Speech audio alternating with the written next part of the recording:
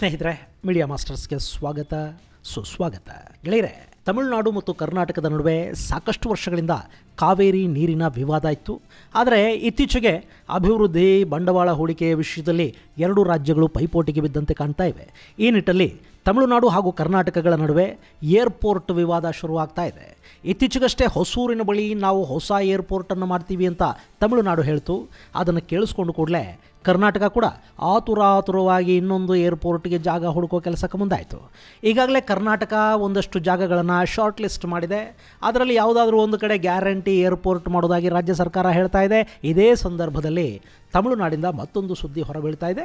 ಚೆನ್ನೈನ ಸಮೀಪ ನಿರ್ಮಾಣ ಆಗ್ತಾ ಇರುವ ಗ್ರೀನ್ಫೀಲ್ಡ್ ಏರ್ಪೋರ್ಟು ಪೂರ್ಣಗೊಂಡ್ರೆ ಅದು ಬೆಂಗಳೂರಿನ ಅಭಿವೃದ್ಧಿಗೆ ಹೊಡೆತ ಕೊಡುತ್ತೆ ಅಂತ ಹೇಳ್ತಾ ಇದ್ದಾರೆ. ಹಾಗಾದರೆ ಏನಿದು ಹೊಸ ಏರ್ಪೋರ್ಟ್ನ ಕಥೆ?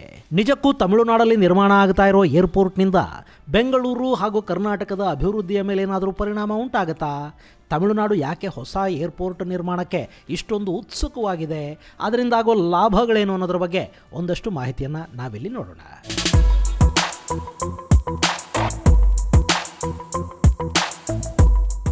ಗೆಳೆಯರೆ, ಒಂದು ಕಾಲ ಇತ್ತು. ಒಂದು ರಾಜ್ಯ ಆರ್ಥಿಕವಾಗಿ ಅಭಿವೃದ್ಧಿಯನ್ನು ಹೊಂದಬೇಕು ಅಂದರೆ ಅಲ್ಲಿನ ಸಮುದ್ರ ಗಡಿಗಳು ಚೆನ್ನಾಗಿರಬೇಕು. ಅಲ್ಲಿಂದ ಬೇರೆ ಬೇರೆ ದೇಶಗಳ ಜೊತೆಯಲ್ಲಿ ಆ ರಾಜ್ಯ ವ್ಯಾಪಾರ ವ್ಯವಹಾರಗಳನ್ನು ನಡೆಸಬೇಕು. ಆಗಷ್ಟೇ ಆ ರಾಜ್ಯದ ಆರ್ಥಿಕ ಪ್ರಗತಿ ಹೆಚ್ಚಾಗತ್ತೆ ಅನ್ನೋ ಒಂದು ನಂಬಿಕೆ ಇತ್ತು. ಅದಕ್ಕೆ ಪುಷ್ಟಿ ಕೊಡೋ ಹಾಗೆ ಚೋಳರು ಹಾಗೂ ವಿಜಯನಗರದ ಅರಸರ ಕಾಲದಲ್ಲಿ ಸಮುದ್ರ ವ್ಯಾಪಾರ ಮತ್ತು ಆ ರಾಜ್ಯಗಳ ಶ್ರೀಮಂತಿಕೆ ಎರಡೂ ಕೂಡ ತುಂಬಾ ಹೆಚ್ಚಾಗಿದ್ವು. ಇದು ಬಂದರುಗಳು ಹಾಗೂ ಕರಾವಳಿ ತೀರಗಳ ಮಹತ್ವವನ್ನು ನಮಗೆ ತಿಳಿಸುತ್ತೆ. ಆದರೆ ಈಗ ಪರಿಸ್ಥಿತಿ ಬದಲಾಗಿದೆ. ಜನರ ಅಗತ್ಯಗಳ ಪಟ್ಟಿಯಲ್ಲೂ ಬದಲಾವಣೆ ಆಗಿದೆ. ಸದ್ಯಕ್ಕೆ ಒಂದು ದೇಶ ಅಥವಾ ಯಾವುದೋ ಒಂದು ರಾಜ್ಯದಲ್ಲಿ ವಿದೇಶಿ ಹೂಡಿಕೆಗಳು ಬರಬೇಕು ಅಂದರೆ ಅಲ್ಲಿನ ಇನ್ಫ್ರಾಸ್ಟ್ರಕ್ಚರ್ ಚೆನ್ನಾಗಿರಬೇಕು, ಕನೆಕ್ಟಿವಿಟಿ ಹೆಚ್ಚಿರಬೇಕು, ಅಂತಾರಾಷ್ಟ್ರೀಯವಾಗಿ ಸಂಬಂಧವನ್ನು ಸಾಧಿಸೋದಕ್ಕೆ ಹೆಚ್ಚು ಅನುಕೂಲಗಳಿರಬೇಕು. ಅದು ಸಾಧ್ಯ ಆಗಬೇಕು ಅಂದರೆ ಸಮುದ್ರ ಹಾಗೂ ಹಡಗುಗಳಿಗಿಂತ ಹೆಚ್ಚಾಗಿ ಅತ್ಯುತ್ತಮ ವಿಶ್ವದರ್ಜೆಯ ಇಂಟರ್ನ್ಯಾಷನಲ್ ಏರ್ಪೋರ್ಟ್ ಇರಬೇಕು. ಯಾವ ಕ್ಷಣದಲ್ಲಿ ಎಲ್ಲಿಗೆ ಹೋಗಬೇಕು ಅಂದರೆ ಅಲ್ಲಿಗೆ ಹೋಗೋದಕ್ಕೆ ಸಾಧ್ಯವಾಗುವ ಥರದ ವ್ಯವಸ್ಥೆ ಇರಬೇಕು. ಅತ್ಯುತ್ತಮ ರಸ್ತೆಗಳಿರಬೇಕು. ಹಾಗೆ ಅಂಥ ಕನೆಕ್ಟಿವಿಟಿ ಸಾಧ್ಯವಾಗೋದಾದರೆ ಆ ರಾಜ್ಯ ಅಭಿವೃದ್ಧಿಯ ಪಥದಲ್ಲಿ ಸಾಗೋದಕ್ಕೆ ಶುರು ಮಾಡುತ್ತೆ. ಅಂಥ ರಾಜ್ಯಗಳಿಗೆ ಬಂಡವಾಳದ ಹರಿವು ಕೂಡ ಹೆಚ್ಚಾಗುತ್ತೆ. ಹೀಗಾಗಿ ಈಗ ರಾಜ್ಯ ಸರ್ಕಾರಗಳ ನಡುವೆ ಈ ಮೂಲಸೌಕರ್ಯ ಹಾಗೂ ಕನೆಕ್ಟಿವಿಟಿಯ ವಿಷಯದಲ್ಲಿ ಒಂದು ಕಾಂಪಿಟೇಷನ್ ಶುರುವಾಗ್ತಾ ಇದೆ. ಅದೇ ಥರದ ಸ್ಪರ್ಧೆ ತಮಿಳುನಾಡು ಹಾಗೂ ಕರ್ನಾಟಕದ ನಡುವೆ ಕೂಡ ಆರಂಭ ಆಗಿದೆ. ಗೆಳೆಯರೆ, ಇವತ್ತು ಭಾರತದಲ್ಲಿ ಅಭಿವೃದ್ಧಿ ಹೊಂದಿದ ರಾಜ್ಯಗಳು ಅಂತ ನಾವು ಪಟ್ಟಿ ಮಾಡಿದರೆ ಮೊದಲ ಸ್ಥಾನದಲ್ಲಿ ಮಹಾರಾಷ್ಟ್ರ ನಿಂತುಕೊಳ್ಳುತ್ತೆ. ತಮಿಳುನಾಡಿಗೆ ಎರಡನೇ ಸ್ಥಾನ ಸಿಗುತ್ತೆ. ಈ ಎರಡೂ ರಾಜ್ಯಗಳು ಅತಿ ಹೆಚ್ಚು GDPಯನ್ನು ಹೊಂದಿರುವ ರಾಜ್ಯಗಳು. ಇನ್ನು ಈ ಪಟ್ಟಿಯಲ್ಲಿ ಮೂರನೇ ಸ್ಥಾನದಲ್ಲಿ ನಮ್ಮ ಕರ್ನಾಟಕ ಇದೆ. ನಾಲ್ಕನೇ ಸ್ಥಾನಕ್ಕಾಗಿ ಗುಜರಾತ್ ಮತ್ತು ಉತ್ತರ ಪ್ರದೇಶಗಳು ಕಿತ್ತಾಡ್ಕೊಳ್ತಾ ಇವೆ. ಸದ್ಯಕ್ಕೆ ತಮಿಳುನಾಡಿನ GSDP 30 ಲಕ್ಷ ಕೋಟಿ ರೂಪಾಯಿಗಳಷ್ಟಿದ್ದು ಇದು ತಮಿಳುನಾಡಿನ ಕೈಗಾರಿಕಾ ಕ್ರಾಂತಿಯ ಕೊಡುಗೆ ಅಂತ ಹೇಳ್ತಾ ಇದ್ದಾರೆ. ಇದು ಹೇಗೆ ಸಾಧ್ಯ ಆಯಿತು ಅನ್ನೋದು ಕೂಡ ತುಂಬಾ ಇಂಟ್ರೆಸ್ಟಿಂಗ್ ವಿಷಯ. ಸ್ವಾತಂತ್ರ್ಯಾನಂತರ ಭಾರತವನ್ನು ಆಳಿದ ಬಹುತೇಕ ಸರ್ಕಾರಗಳು ಶತ್ರುಗಳ ವಿಷಯದಲ್ಲಿ ಉಷ್ಟ್ರಪಕ್ಷೀಯ ನೀತಿಯನ್ನು ಅನುಸರಿಸೋದಕ್ಕೆ ಶುರು ಮಾಡಿದ್ವು. ಈ ಉಷ್ಟ್ರಪಕ್ಷೀಯ ಬಗ್ಗೆ ಒಂದು ಮಿಥಿದೆ. ಅದೇನು ಅಂದರೆ ಅದರ ಮೇಲೆ ದಾಳಿ ನಡೆಯುತ್ತೆ ಅನ್ನಿಸಿದಾಗ ಅದು ಮರಳಲ್ಲಿ ತಲೆಯನ್ನು ಹೂತು ನಿಂತು ಬಿಡುತ್ತಂತೆ. ಅಂದರೆ ಶತ್ರುವನ್ನು ಅದು ನೋಡೋದಕ್ಕೆ ಹೋಗೋದಿಲ್ಲ. ಹೀಗಾಗಿ ಶತ್ರು ನನ್ನನ್ನು ಏನೂ ಮಾಡೋದಿಲ್ಲ ಅನ್ನೋದು ಅದರ ಭ್ರಮೆ ಅಂತ ಹೇಳ್ತಾರೆ. ಅದು ಕೂಡ ನಿಜ ಏನಲ್ಲ. ಈ ಪಕ್ಷಿಯ ಬಗ್ಗೆ ಇರೋ ಒಂದು ಮಿತ್ ಅಷ್ಟೇ ಅದು. ಇನ್ನು ನಮ್ಮ ರಾಜಕಾರಣಿಗಳು ಕೂಡ ಇಷ್ಟು ದಿನ ಇದನ್ನೇ ಮಾಡಿಕೊಂಡು ಬಂದರು. ಪಾಕಿಸ್ತಾನ ಹಾಗೂ ಚೈನಾ ಅನ್ನೋ ಇಬ್ಬರು ಶತ್ರುಗಳನ್ನು ಎರಡೂ ಬಗಲಲ್ಲಿ ಇಟ್ಕೊಂಡಿರೋ ಭಾರತ ಶತ್ರುಗಳನ್ನು ಎದುರಿಸೋದಕ್ಕೆ ಗಡಿಗಳಲ್ಲಿ ಬೇಕಾದ ಮೂಲಸೌಕರ್ಯ ಅಭಿವೃದ್ಧಿಯನ್ನು ಮಾಡೋದಕ್ಕೆ ಹೋಗಲೇ ಇಲ್ಲ. ಹಾಗೆ ರಸ್ತೆಗಳನ್ನು ಮಾಡಿದರೆ ಅದೇ ರಸ್ತೆಗಳನ್ನು ಬಳಸ್ಕೊಂಡು ಶತ್ರು ಸೈನಿಕರು ನಮ್ಮ ದೇಶದ ಒಳಗೆ ನುಗ್ಗಿಬಿಟ್ರೆ ಅಂತ ಇವರು ಹೆದರಿದರು. ಅಲ್ಲ, ಅದೇ ರಸ್ತೆಗಳನ್ನು ಬಳಸಿ ನಮ್ಮ ಸೈನಿಕರನ್ನು ಗಡಿಗೆ ಕಳುಹಿಸಬಹುದು ಅನ್ನೋ ಯೋಚನೆ ಇವರಿಗೆ ಬರಲೇ ಇಲ್ಲ. ನಿಮಗೆ ಗೊತ್ತಿದೆಯೋ ಇಲ್ವೋ, ಚೈನಾ ಅರುಣಾಚಲದ ಮೇಲೆ ದಾಳಿ ಮಾಡುತ್ತೆ ಅಂದಾಗ ಅಲ್ಲಿನ ಏಕೈಕ ಏರ್ ಸ್ಟ್ರಿಪ್ಪನ್ನು ನಾಶ ಮಾಡೋದಕ್ಕೆ ಭಾರತದ ಅವತ್ತಿನ ಪ್ರಧಾನಿ ಆದೇಶವನ್ನು ಕೊಟ್ಟಿದ್ದರಂತೆ. ಹಾಗೆ ಮಾಡಿದರೆ ಶತ್ರು ಗಡಿಯಿಂದ ಮುಂದಕ್ಕೆ ಬರೋದಕ್ಕೆ ಸಾಧ್ಯವಾಗೋದಿಲ್ಲ ಅನ್ನೋ ಭ್ರಮೆ. ಹೀಗಾಗಿ ಆ ದಿನಗಳಲ್ಲಿ ದೆಹಲಿಯ ಸರ್ಕಾರ ಆಪತ್ಕಾಲಕ್ಕಿರಲಿ ಅಂತ ಇನ್ನೂ ಒಂದು ಸೇಫ್ ರಾಜಧಾನಿಯನ್ನು ಮಾಡ್ಕೊಳ್ಳೋದಕ್ಕೆ ಬಯಸ್ತು. ಅದಕ್ಕವರು ಆಯ್ಕೆ ಮಾಡಿಕೊಂಡಿದ್ದು ಪಾಕಿಸ್ತಾನದಿಂದ, ಚೈನಾದಿಂದ ತುಂಬಾ ದೂರದಲ್ಲಿರುವ ದಕ್ಷಿಣದ ತುದಿಯಲ್ಲಿರುವ ಚೆನ್ನೈ ನಗರವನ್ನು. ಹೀಗಾಗಿ ತಮಿಳುನಾಡನ್ನು ಸಾಧ್ಯವಾದಷ್ಟು ಅಭಿವೃದ್ಧಿಪಡಿಸೋದಕ್ಕೆ ಅವರು ಮುಂದಾದರು. ಸಾಕಷ್ಟು ಕೈಗಾರಿಕೆಗಳನ್ನು ತಮಿಳುನಾಡಿಗೆ ಕಳುಹಿಸಲಾಯಿತು. ಪರಿಣಾಮ ತಮಿಳುನಾಡು ಭಾರತದ ಕೈಗಾರಿಕಾ ಹಬ್ ಅನ್ನಿಸ್ಕೊಳ್ತು. ತಮಿಳುನಾಡಲ್ಲಿ ಕಾರ್ಮಿಕರು ಸಿಗ್ತಾಯಿದ್ರು, ಕನೆಕ್ಟಿವಿಟಿ ಕೂಡ ಹೆಚ್ಚಿತ್ತು, ಏರ್ಪೋರ್ಟ್ನ ಜೊತೆಗೆ ಪೋರ್ಟ್ ಕೂಡ ಇತ್ತು. ಆದರೆ ಇತ್ತೀಚೆಗೆ ಪರಿಸ್ಥಿತಿ ಬದಲಾಗ್ತಾ ಇದೆ. ತಮಿಳುನಾಡಿಗೆ ನಿರೀಕ್ಷಿಸಿದಷ್ಟು ಹೊಸ ಬಂಡವಾಳ ಹರಿದು ಬರ್ತಾ ಇಲ್ಲ. ಹೆಚ್ಚು ಬಂಡವಾಳ ಹೈದರಾಬಾದಿಗೆ ಮತ್ತು ಬೆಂಗಳೂರಿಗೆ ಬರ್ತಾ ಇದೆ. ಅದಕ್ಕೆ ಕಾರಣ ಆಗ್ತಾ ಇರೋದು ಬೆಂಗಳೂರು ಹಾಗೂ ಹೈದರಾಬಾದ್ಗಳಲ್ಲಿರುವ ಇಂಟರ್ನ್ಯಾಷನಲ್ ಏರ್ಪೋರ್ಟ್ಗಳು ಅಂತ ತಮಿಳುನಾಡು ಭಾವಿಸ್ತಾ ಇದೆ.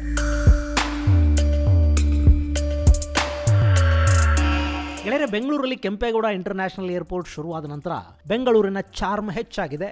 ತಮಿಳುನಾಡು ತನ್ನ ಪ್ರಾಮುಖ್ಯತೆಯನ್ನು ಕಳ್ಕೊತಾ ಇದೆ ಅಂತ ಅಲ್ಲಿನ ನಾಯಕರು ಹಾಗೂ ಆರ್ಥಿಕ ತಜ್ಞರು ಕೂಡ ಭಾವಿಸ್ತಾ ಇದ್ದಾರೆ.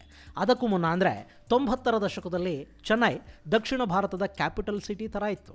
ಅಲ್ಲಿ ಬಂದರಿತ್ತು, ಇಂಟರ್ನ್ಯಾಷನಲ್ ಏರ್ಪೋರ್ಟ್ ಇತ್ತು. ಹೀಗಾಗಿ ವಿದೇಶಿ ಹೂಡಿಕೆಗಳಲ್ಲಿಗೆ ಹರಿದು ಬರ್ತಾ ಇದ್ವು. ಅಲ್ಲಿ ಕಾಗ್ನಿಸೆಂಟ್ನಂಥ ಕಂಪನಿಗಳು ಬಂದವು, ಹೊಂಡೈನಂಥ ಕಂಪನಿ ಶುರುವಾಯಿತು. ಅದರ ಜೊತೆ ಬೇರೆ ಬೇರೆ ಕೈಗಾರಿಕೆಗಳನ್ನು ಕೂಡ ತಮಿಳುನಾಡು ಆಕರ್ಷಿಸಿತು. ಅಷ್ಟೇ ಅಲ್ಲದೆ ಚೆನ್ನೈ ಏರ್ಪೋರ್ಟ್ನಿಂದ ನೇರವಾಗಿ ವಿಮಾನಗಳು ಯುರೋಪ್, ಆಸ್ಟ್ರೇಲಿಯಾ ಹಾಗೂ ಸೌತ್ ಏಷ್ಯಾಗಳಿಗೆ ಓಡಾಡ್ತಾ ಇದ್ವು.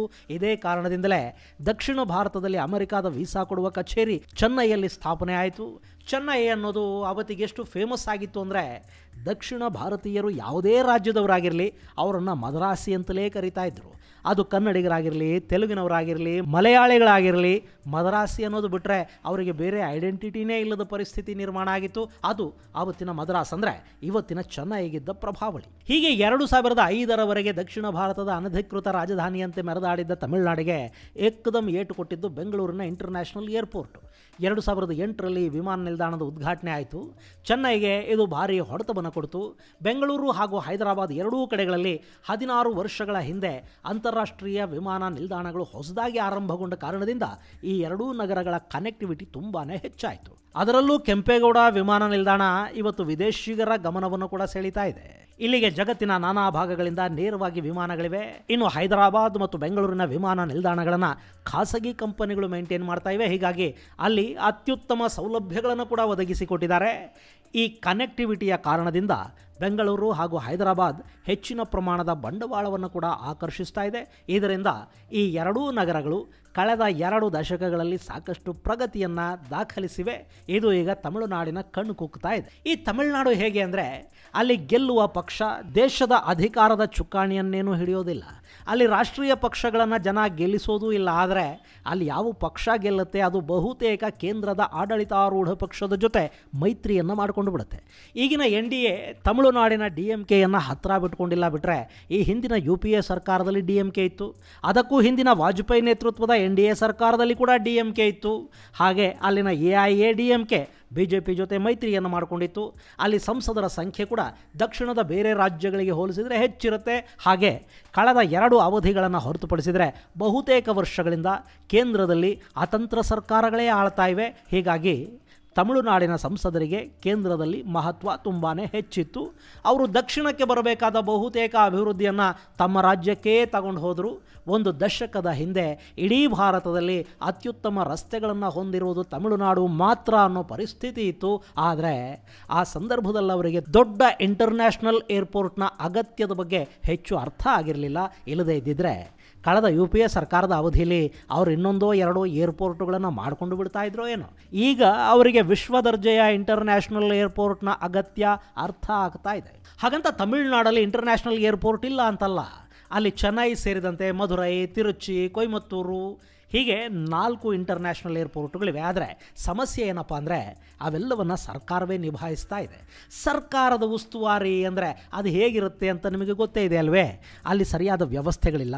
ವಿಶ್ವ ದರ್ಜೆಯ ಸೌಲಭ್ಯಗಳನ್ನು ಕೊಡೋದಕ್ಕೆ ಅವರಿಗೆ ಸಾಧ್ಯ ಆಗ್ತಾ ಇಲ್ಲ. ಕಾರ್ಗೋ ವಿಮಾನಗಳು ಬಂದರೆ ಅವುಗಳನ್ನು ನಿಲ್ಲಿಸೋದಕ್ಕೆ ಜಾಗ ಕೂಡ ಸಾಕಾಗೋಷ್ಟಿಲ್ಲ ಅನ್ನೋ ಮಾತುಗಳು ಕೇಳಿ ಬರ್ತಾ ಇವೆ. ಇನ್ನು ಹೊಸೂರಲ್ಲಿ ಇನ್ನೊಂದು ಏರ್ಪೋರ್ಟ್ ಮಾಡಬೇಕು ಅಂತ ಅವರು ಹೇಳಿದರೂ ಕೂಡ ಅದರಿಂದ ಹೆಚ್ಚು ಲಾಭ ಆಗುತ್ತೆ ಅನ್ನೋ ನಂಬಿಕೆ ಅವರಿಗಿಲ್ಲ. ಹೀಗಾಗಿನೇ ತಮಿಳುನಾಡು ಈಗ ಗ್ರೀನ್ ಫೀಲ್ಡ್ ಏರ್ಪೋರ್ಟ್ ಮಾಡೋದಕ್ಕೆ ಮುಂದಾಗಿದೆ.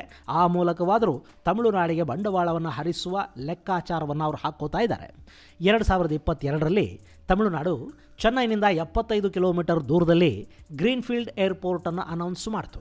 ಕಾಂಚೀಪುರಂ ಜಿಲ್ಲೆಯ ಪರಂದೂರಲ್ಲಿ ಈ ಏರ್ಪೋರ್ಟ್ ನಿರ್ಮಾಣ ಕಾಮಗಾರಿಗೆ ಚಾಲನೆ ಕೊಡಲಾಯಿತು. ಅಲ್ಲಿ ಸುಮಾರು 4040 ಮೀಟರ್ನಷ್ಟು ಉದ್ದದ ರನ್ವೇ ನಿರ್ಮಾಣ ಆಗುತ್ತೆ. ಒಟ್ಟು 4970 ಎಕರೆ ಪ್ರದೇಶದಲ್ಲಿ ಈ ವಿಮಾನ ನಿಲ್ದಾಣ ತಲೆ ಎತ್ತಲಿದೆ. ಈಗಾಗಲೇ 13 ಹಳ್ಳಿಗಳ ಜನಕ್ಕೆ ನೋಟಿಸ್ ಕೊಟ್ಟಿದ್ದಾರೆ. ಆ ಜನ ಕೂಡ ನಮ್ಮ ಜಾಗ ಬಿಟ್ಟು ಕೊಡೋದಿಲ್ಲ ಅಂತ ಸರ್ಕಾರದ ವಿರುದ್ಧ ಪ್ರತಿಭಟನೆಗಳನ್ನು ಮಾಡ್ತಾ ಇದ್ದಾರೆ. ಆದರೆ ಇದ್ಯಾವುದಕ್ಕೂ ತಮಿಳುನಾಡು ಸರ್ಕಾರ ಹೆಚ್ಚು ತಲೆ ಕೆಡಿಸ್ಕೊಳ್ಳೋದಕ್ಕೆ ಹೋಗಿಲ್ಲ. ಅವರಿಗಿರುವ ಏಕೈಕ ಗುರಿ ಅಂದರೆ ಮತ್ತೊಂದು ಅಂತಾರಾಷ್ಟ್ರೀಯ ವಿಮಾನ ನಿಲ್ದಾಣವನ್ನು ಮಾಡಿಕೊಳ್ಳೋದು. ಹೀಗಾಗಿ ತಮಿಳುನಾಡು ಸರ್ಕಾರ ಈ ಯೋಜನೆಯಲ್ಲಿ ದೊಡ್ಡ ಹೆಜ್ಜೆಗಳನ್ನು ಇಡ್ತಾ ಇದೆ. ಇನ್ನು ಪರಂದೂರಿಗಾಗಿ ಈಗಾಗಲೇ ಮೆಟ್ರೋ ಯೋಜನೆಯನ್ನು ಕೂಡ ಅವರು ಅನೌನ್ಸ್ ಮಾಡಿದ್ದಾರೆ. ಇದು ಏರ್ಪೋರ್ಟ್ ನಿರ್ಮಾಣವನ್ನು ದೃಢೀಕರಿಸ್ತಾ ಇದೆ. ಇನ್ನು ಚೆನ್ನೈಗೆ ಯಾಕೆ ಈ ಹೊಸ ಏರ್ಪೋರ್ಟ್ ಬೇಕು ಅಂತ ನಿಮಗೆ ಅನ್ನಿಸಬಹುದು. ಗೆಳೆಯರೆ, ಚೆನ್ನೈಯಲ್ಲಿ ಈಗಿರುವ ಇಂಟರ್ನ್ಯಾಷನಲ್ ಏರ್ಪೋರ್ಟ್ 2035 ಹೊತ್ತಿಗೆ ಸ್ಯಾಚುರೇಷನ್ ಲೆವೆಲ್ ಅನ್ನು ಮುಟ್ಟುತ್ತೆ. ಈಗಾಗಲೇ ಆ ಏರ್ಪೋರ್ಟಲ್ಲಿ ದೊಡ್ಡ ದೊಡ್ಡ ಕಾರ್ಗೋ ವಿಮಾನಗಳು ನಿಲ್ಲೋದಕ್ಕೆ ಜಾಗ ಸಾಕಾಗ್ತಾ ಇಲ್ಲ. ಇನ್ನು ಮುಂದಿನ ದಿನಗಳಲ್ಲಿ ಹೆಚ್ಚಿನ ಜನಸಂದಣಿ ಶುರುವಾದರೆ ಅದನ್ನು ನಿಭಾಯಿಸೋದಕ್ಕೆ ಚೆನ್ನೈ ಏರ್ಪೋರ್ಟ್ಗೆ ಆಗೋದಿಲ್ಲ.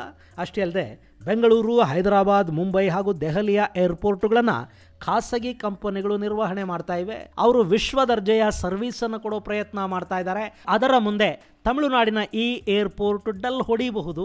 ಹೀಗಾಗಿ ಇದೆಲ್ಲದಕ್ಕೂ ಪರಿಹಾರ ಅನ್ನೋ ಹಾಗೆ ಪರಂದೂರು ಏರ್ಪೋರ್ಟ್ ನಿರ್ಮಾಣಕ್ಕೆ ತಮಿಳುನಾಡು ಸರ್ಕಾರ ಮುಂದಾಗಿದೆ. ಇದರಿಂದ ಕರ್ನಾಟಕದ ಮೇಲೇನಾದರೂ ನಕಾರಾತ್ಮಕ ಪರಿಣಾಮಗಳು ಉಂಟಾಗುತ್ತವಾ? ಸದ್ಯಕ್ಕಂತೂ ಹಾಗೇನೂ ಅನ್ನಿಸ್ತಾ ಇಲ್ಲ. ಯಾಕೆಂದರೆ ಕರ್ನಾಟಕ ಕೂಡ ಇನ್ನೂ ಒಂದು ಏರ್ಪೋರ್ಟನ್ನು ಮಾಡೋದಕ್ಕೆ ಹೋಗ್ತಾ ಇದೆ.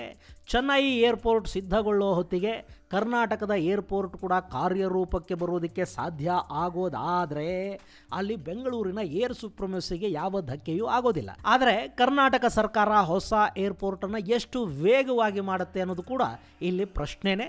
ಇನ್ನು ಕರ್ನಾಟಕಕ್ಕೆ ಹೆಚ್ಚು ಹೂಡಿಕೆಗಳು ಹರಿದು ಬರಬೇಕು ಅಂದರೆ ನಮ್ಮ ರಾಜ್ಯದ ಇನ್ಫ್ರಾಸ್ಟ್ರಕ್ಚರ್ ಅನ್ನೋದು ಇನ್ನೂ ಕೂಡ ಹೆಚ್ಚಾಗಬೇಕಿದೆ. ಬೆಂಗಳೂರು ಈಗಾಗಲೇ ಟ್ರಾಫಿಕ್ ಜಾಮ್ನಿಂದ ನರಳುತ್ತಾ ಇದೆ.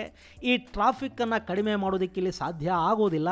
ಹೀಗಿರುವಾಗ ಸರ್ಕಾರ ರಾಜಧಾನಿ ಕೇಂದ್ರಿತ ಅಭಿವೃದ್ಧಿಯನ್ನು ಕಡಿಮೆ ಮಾಡಿ ರಾಜ್ಯದ ಬೇರೆ ಬೇರೆ ಕಡೆಗಳಿಗೆ ಕೂಡ ಕಾರ್ಖಾನೆಗಳನ್ನು ತಗೊಂಡು ಹೋಗೋ ಬಗ್ಗೆ ಯೋಚನೆ ಮಾಡಬೇಕಿದೆ. ಅದು ಸಾಧ್ಯ ಆಗಬೇಕು ಅಂದರೆ ಇವರೊಂದಷ್ಟು ಲ್ಯಾಂಡ್ ಬ್ಯಾಂಕಿಂಗನ್ನು ಮಾಡಿಟ್ಕೋಬೇಕು. ನಮ್ಮಲ್ಲಿ ಹೇಗೆ ಅಂದರೆ ಇನ್ವೆಸ್ಟ್ ಕರ್ನಾಟಕನೋ ಮತ್ತೊಂದು ಯಾವುದೋ ಒಂದು ಹೂಡಿಕೆ ಸಮ್ಮೇಳನ ನಡೆಯುತ್ತೆ. ವಿದೇಶಿ ಕಂಪನಿಗಳು ಕರ್ನಾಟಕದಲ್ಲಿ ಹೂಡಿಕೆ ಮಾಡೋದಕ್ಕೆ ಬರುತ್ತವೆ.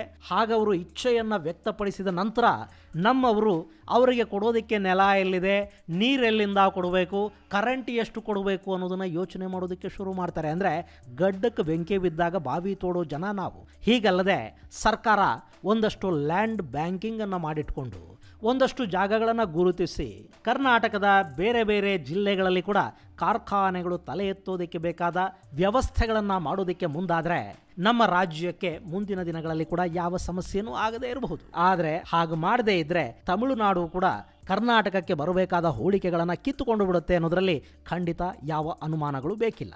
ಇದು ಗೆಳೆಯರೆ ತಮಿಳುನಾಡಲ್ಲಿ ನಿರ್ಮಾಣ ಆಗ್ತಾ ಇರುವ ಹೊಸ ಗ್ರೀನ್ಫೀಲ್ಡ್ ಏರ್ಪೋರ್ಟ್ ಕುರಿತಾದ ಒಂದಷ್ಟು ಮಾಹಿತಿ. ಮುಂದಿನ ಸಂಚಿಕೆಯಲ್ಲಿ ಮತ್ತಷ್ಟು ವಿಶೇಷಗಳ ಜೊತೆ ಮತ್ತೆ ಭೇಟಿಯಾಗೋಣ. ಅಲ್ಲಿವರೆಗೆ ಜೈ ಹಿಂದ್, ಜೈ ಕರ್ನಾಟಕ.